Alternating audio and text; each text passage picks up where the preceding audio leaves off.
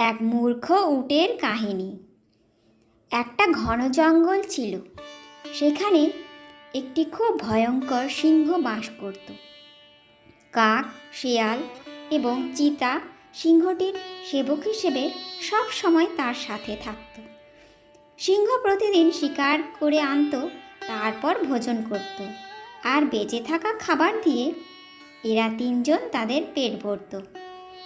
একদিন সেই জঙ্গলে একটি উট তার সঙ্গীদের থেকে আলাদা হয়ে পথ হারিয়ে এই জঙ্গলে এসে পড়ে।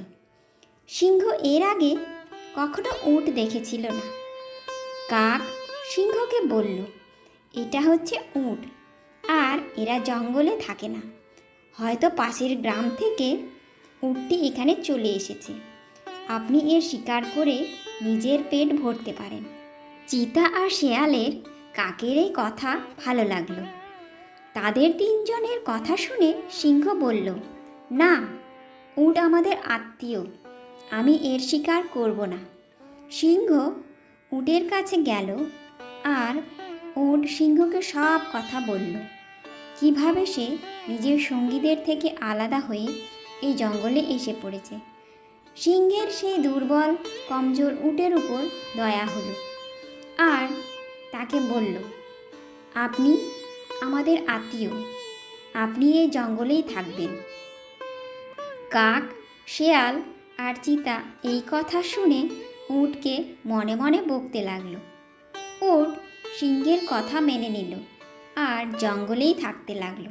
খুব তাড়াতাড়ি সে জঙ্গলের ঘাস আর সবুজ পাতা খেয়ে স্বাস্থ্যবান হয়ে গেল।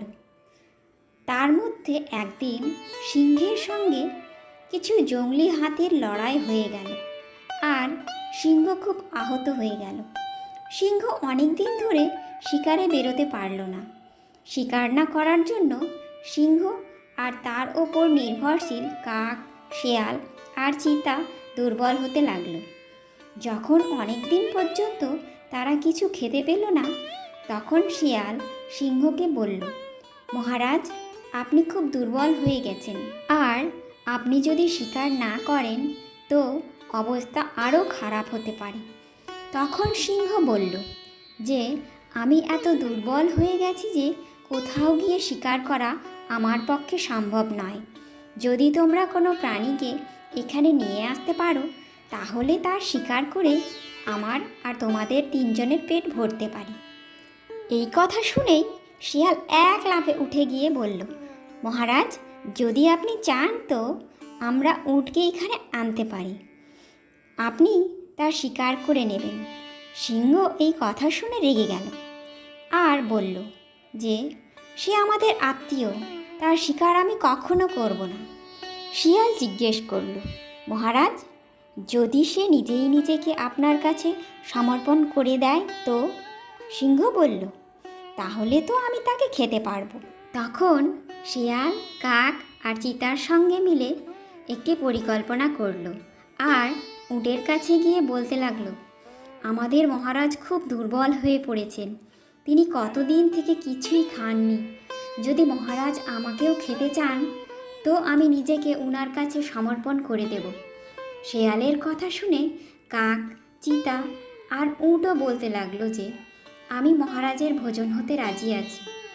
তারা চারজনই সিংহের কাছে গেল, আর সব থেকে আগে কাক বলল, মহারাজ, আপনি আমাকে আপনার ভোজন বানিয়ে নিন।